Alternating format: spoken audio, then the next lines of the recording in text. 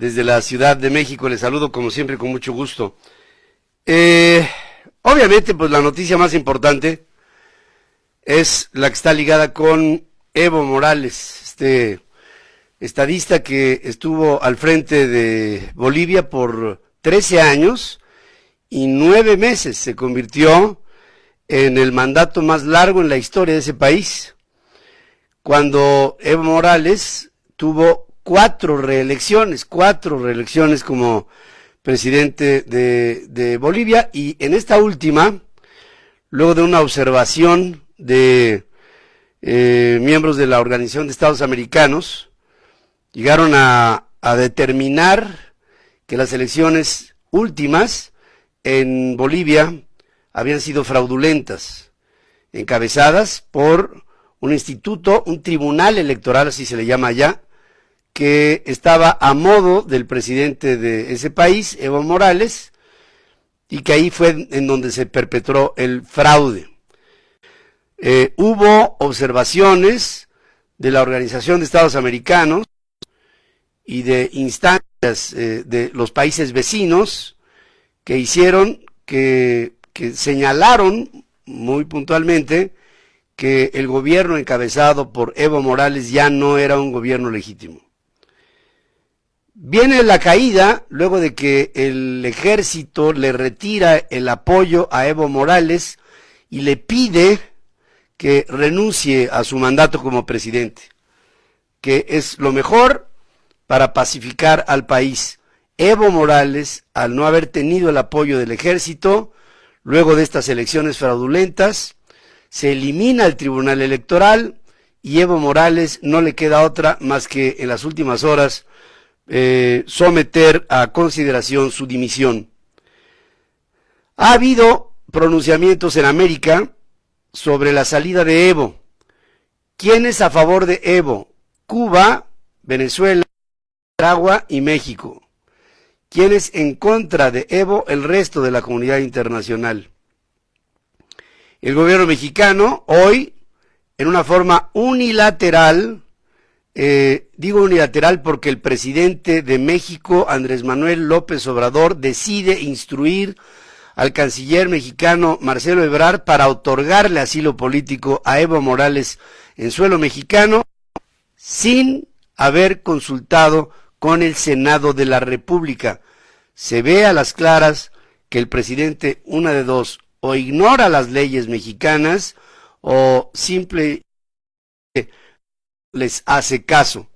Pero la determinación de dar o no asilo político a Evo Morales tenía que haber pasado por el escrutinio del Senado mexicano. Ahora fíjense, esto es muy importante. Las irregularidades detectadas por la Organización de Estados Americanos en la elección presidencial en Bolivia y la forma en la que Evo Morales pretendió ignorar lo dispuesto en la Constitución boliviana hacen del hoy expresidente un delincuente electoral. Evo Morales es un delincuente electoral en su país, pero el principio de asilo político de la legislación mexicana en la materia contempla otorgarlo a perseguidos por delitos de carácter político o aquellos del fuero común relacionados con motivos políticos. Es decir,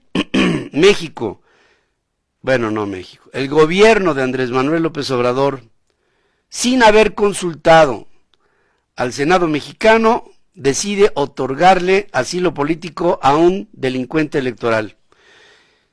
En momentos en que el presidente de México, Andrés Manuel López Obrador, viaja en vuelos comerciales, pues hay una pretendida austeridad y no usa el avión presidencial, que por cierto se está pudriendo y lo seguimos pagando. Es contradictorio hacer uso del patrimonio nacional para traer a México a exmandatarios de otros países, y menos si son delincuentes electorales. El gobierno de México envió a Perú primero y después a Bolivia un avión de la Fuerza Aérea Mexicana para traer desde allá al expresidente Evo Morales, quien probablemente viaje con su familia o bien familia y colaboradores cercanos. Dependiendo de la aeronave que haya sido enviada, el costo por hora de vuelo más personal sería de unos $5,000 por hora, más gastos de Angar y muchos otros que se deriven. Siendo México una nación debutante en el Foro de Sao Paulo, que es este foro socialista, es de llamar la atención que Evo Morales no prefiere estar en naciones que han gozado de los beneficios del Foro de Sao Paulo por más tiempo. Es decir, Evo Morales no viaja a Venezuela, a Nicaragua o a Cuba, viaja a México. El hermano de Evo resultó un tanto más elitista para elegir su destino de escape, pues solamente viaja hacia Miami, vía Argentina, siendo objeto de escarnio de pasajeros durante el vuelo.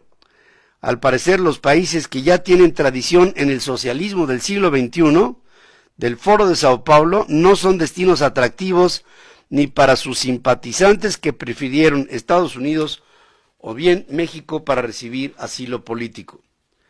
La postura del gobierno mexicano está mal entendida desde mi punto de vista, ya que Marcelo Ebrard habla a título de México cuando dice México respeta a Evo Morales y piensa que lo que le sucede es un golpe de Estado que viola a todos los principios de la democracia. No es una democracia un presidente que se instala en unas condiciones de elecciones espurias, de cero certeza.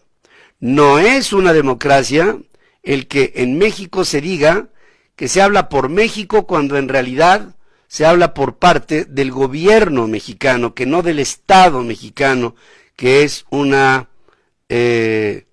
condición diferente. Pienso, desafortunadamente, que la política exterior mexicana es un error continuado que está dando muestra de que México se está cambiando su eje y convirtiéndose en el principal postor del eje bolivariano del socialismo del siglo XXI. Ni Venezuela ni Cuba han tenido esta voz cantante ante los reclamos por democracia de Estados Unidos, de prácticamente todos los países de América Latina integrados en la Organización de Estados Americanos en contra del establecimiento de un régimen dictatorial en la persona de Evo Morales. La salida de Evo Morales, que es aplaudida en el mundo libre y democrático, es repudiada en el gobierno o ante el por el gobierno de México en la postura de Andrés Manuel López Obrador, una postura unilateral que ni siquiera tiene el consenso del Senado de la República. Hasta ahí pienso que hoy ha sido una jornada triste para Bolivia, por supuesto, pero mucho más triste para México. Si bien hoy en Bolivia hay algunos piquetes en diferentes puntos del país que defienden la postura del presidente saliente, la gran mayoría, que eso es una cosa que parece que al gobierno mexicano no le importa, de la sociedad de Bolivia está aplaudiendo la salida de Evo Morales, producto de haber llegado sin haber respetado una segunda vuelta y habiendo realizado unas elecciones totalmente fuera de la certeza que hacen de estas elecciones espurias. Esto es lo que defiende el gobierno mexicano. Defiende a un dictador. Hemos visto en estos últimos tiempos muchos desempeños erráticos del gobierno de México en lo interior y ahora en lo exterior. La política que hoy está lanzando México de asilo a Evo Morales y sus principales colaboradores y familia va a tener una repercusión, estoy seguro, en el ámbito internacional, sobre todo con nuestros vecinos, Estados Unidos, Canadá, gran parte de los países de América Central y por supuesto en América del Sur. No por dejar de también pensar que esta tendrá una repercusión a nivel internacional en Europa, en Asia y en otros continentes en donde se ve claramente que México está detrás de un dictador y está marcando la pauta de asilo político para ese dictador en suelo mexicano, dictador que, por cierto, yo se los digo en lo personal, como mexicano, no lo acepto. No acepto que mi país sea piso de dictadores de países que desafortunadamente han pasado por momentos tan tristes como los que Evo Morales ha protagonizado en su país. Pienso que México no puede confundirse tan fácilmente.